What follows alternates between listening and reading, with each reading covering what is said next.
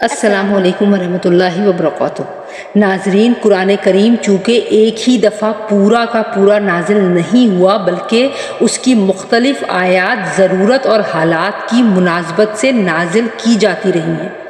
اس لیے عہد رسالت میں یہ ممکن نہیں تھا کہ شروع ہی سے اسے کتابی شکل میں لکھ کر محفوظ کر لیا جائے۔ چنانچہ ابتدائے اسلام میں قرآن کریم کی حفاظت کے لیے سب سے زیادہ زور حافظے پر دیا گیا۔ شروع میں جب وحی نازل ہوتی تو آپ صلی اللہ علیہ وآلہ وسلم اس کے الفاظ کو اسی وقت دہرانے لگتے تھے تاکہ وہ اچھی طرح یاد ہو جائیں۔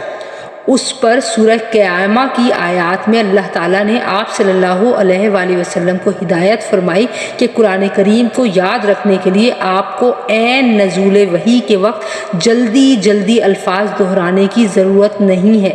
اللہ تعالیٰ خود آپ میں ایسا حافظہ پیدا فرما دے گا کہ ایک مرتبہ نزول وحی کے بعد آپ صلی اللہ علیہ وآلہ وسلم اسے بھول نہیں سکیں گے۔ چنانچہ یہی ہوا کہ ادھر آپ پر آیت قرآنی نازل ہوتی اور ادھر وہ آپ صلی اللہ علیہ وآلہ وسلم کو یاد ہو جاتی۔ اس طرح سرکار دو عالم صلی اللہ علیہ وآلہ وسلم کا سینہ مبارک قرآن کریم کا سب سے زیادہ محفوظ گنجینہ تھا، جس میں کسی ادنا غلطی یا ترمیم و تغیر کا امکان نہیں تھا۔ پھر آپ صلی اللہ علیہ وآلہ وسلم مزید احتیاط کے طور پر ہر سال رمضان کے مہینے میں حضرت جبرائیل علیہ السلام کو قرآن سنایا کرتے تھے، اور جس سال آپ صلی اللہ علیہ وآلہ وسلم کی وفات ہوئی اس سال آپ صلی اللہ علیہ وآلہ وسلم نے 2 مرتبہ حضرت جبرائیل علیہ السلام کے ساتھ قرآن پاک کو دہرایا تھا۔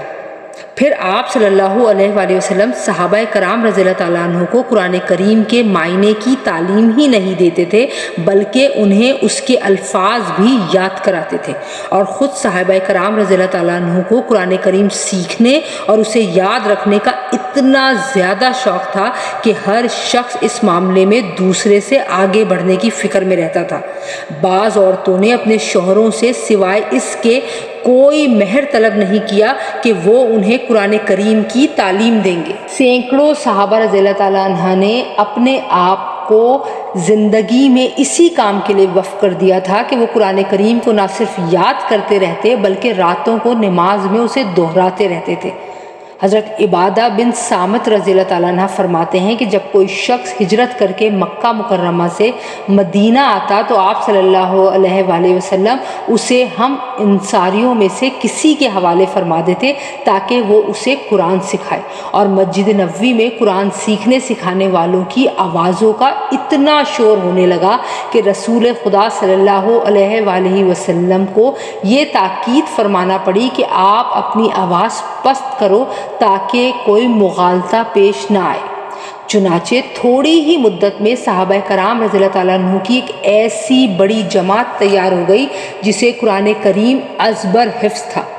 اس جماعت میں خلفائے راشدین کے علاوہ حضرت طلحہ رضی اللہ تعالیٰ عنہ، حضرت سعد رضی اللہ تعالیٰ عنہ، حضرت ابن مسعود رضی اللہ تعالیٰ عنہ، حضرت حذیفہ بن یمان رضی اللہ تعالیٰ عنہ، حضرت سالم مولا ابن حذیفہ رضی اللہ تعالیٰ عنہ، حضرت ابو ہریرہ رضی اللہ تعالیٰ عنہ، حضرت عبداللہ بن عمر رضی اللہ تعالیٰ عنہ، حضرت عبداللہ بن عباس رضی اللہ تعالیٰ عنہ، حضرت عمرو بن عاص رضی اللہ تعالیٰ عنہ، حضرت عبداللہ بن عمرو رضی اللہ تعالیٰ عنہ، حضرت معاویہ رضی اللہ تعالیٰ عنہ، حضرت عبداللہ بن زبیر رضی اللہ تعالیٰ عنہ، حضرت عبداللہ بن صائب رضی اللہ تعالیٰ عنہ، حضرت عائشہ رضی اللہ تعالیٰ عنہ، حضرت حفصہ رضی اللہ تعالیٰ عنہ،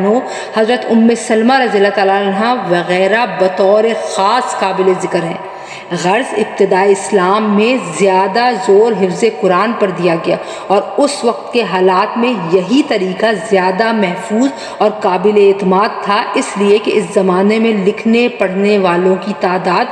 بہت کم تھی۔ کتابوں کو شائع کرنے کے لیے پردیس وغیرہ کے ذرائع موجود نہ تھے، اس لیے اگر صرف لکھنے پر اعتماد کیا جاتا تو نہ قرآن کریم کی وسیع پیمانے پر اشاعت ہو سکتی اور نہ اس کی قابل اعتماد حفاظت۔ اس کے بجائے اللہ تعالیٰ نے اہل عرب کو حافظے کی ایسی قوت عطا فرما دی تھی کہ ایک ایک شخص ہزاروں اشعار کا حافظ ہوتا تھا، اور معمولی دیہاتیوں کو اپنے اور اپنے خاندان ہی کے نہیں ان کے گھوڑوں تک کے نصب نامے یاد ہوتے تھے۔ اسی لیے قرآن کریم کی حفاظت میں اسی قوت حافظہ سے کام لیا گیا اور اسی کے ذریعے قرآن کریم کی آیات اور صورتیں عرب کے گوشے گوشے میں پہنچا دی گئیں۔